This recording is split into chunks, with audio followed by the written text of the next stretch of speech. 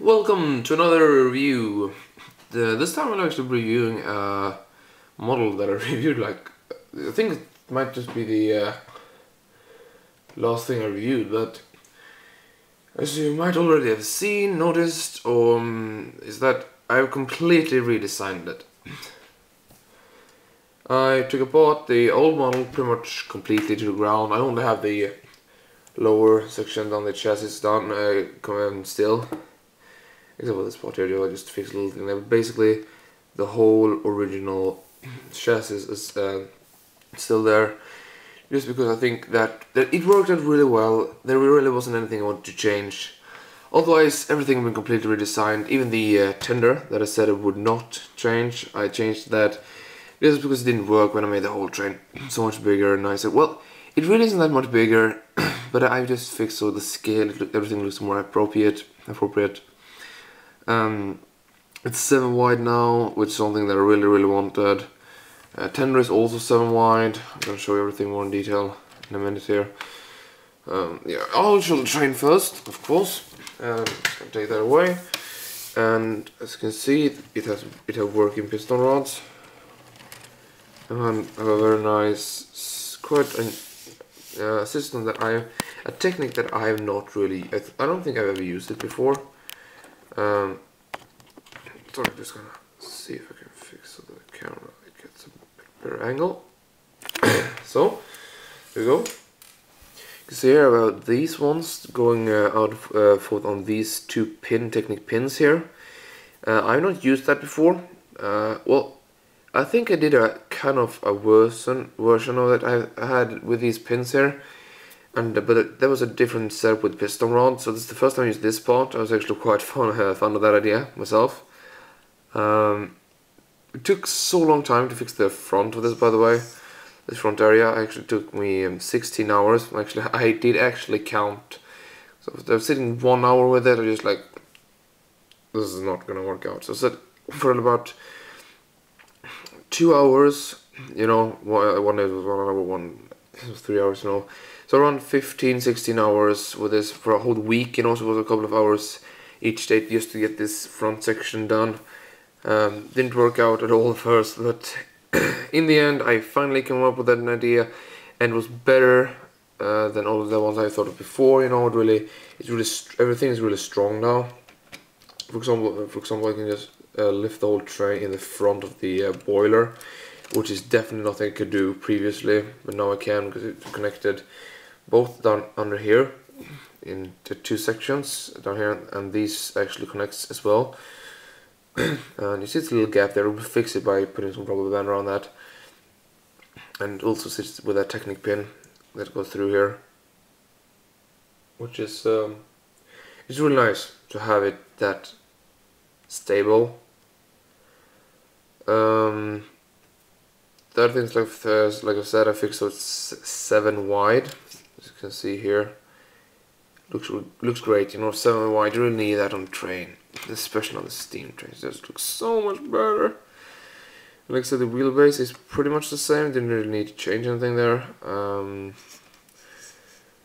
you can just show the front here, a better angle. No, maybe I can't. Well, there you can see the front. I have added a magnet in front there just so it can actually be pulled and pull something in front of it as well. Let's see how these ones here just point out quite nicely like that. Yeah, I can move them around now, but they do sit pretty nice and tight, so they won't move around when the train and the piston rods are moving. So that's very nice. Looks exactly the same on the other side. The back here have been some dramatic changes though. I've moved this a bit down here. I've added these to the back here, the red little bars. No, they're not custom, they exist. I'm just gonna show you so I can pull this up here so you can get a bit more light in there. Oh, it popped out. That's not supposed to happen. So Looks very nice. I fixed so it does have a dark gray floor as well, so it's not that red floor. Doesn't really look good. All these levers and things, just all these nice things. Very happy with how that turned out. I'm missing a cheese slope there.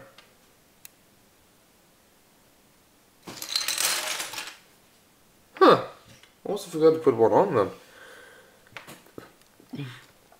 So, and this nice stairs here as well. The steps here. And yeah, it's identical except for that little pot there.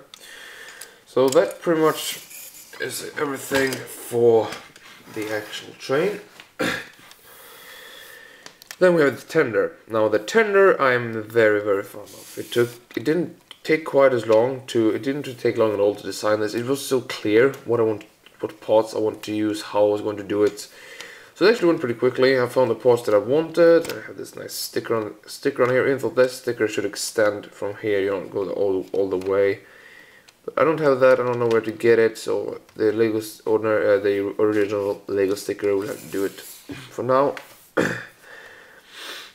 You can see here we have all the coal going down like this here. You know, just looks very nice. There's a very nice effect to it. And I have this little area apartment in the back here. It's just, you know, like with, you know, no coals, just some hatches and such and ventils. Something else there down by the way, and here's the back by the way. Really nice to look at the back. I still need to find one more of those. Some more bars here to put here. But I do have some of these red ones from like an old tractor Technic set, but I think I have some small ones cut, and I don't want to cut in this, you know, if it really isn't an emergency, if you could call it that. So I'm just gonna keep it like that, and if I don't find it, of course I'm gonna fix it. This can actually move here as well, which is something that I really liked about this. You know, this train takes curves and switches extremely well, much better than, for example, the Emerald Knight. So that's something that I'm really happy about. I was successfully made a steam train that takes the corners that well. Oh, by the way, of course I still have this little feature. All of these things in here. Those like something that I have to include this because I liked it so much, and you know, I just love that. So I have that there. It's easy to close down there. Very nicely done everything. I think I'm very proud of this train. Just, you know, if you haven't figured it out already.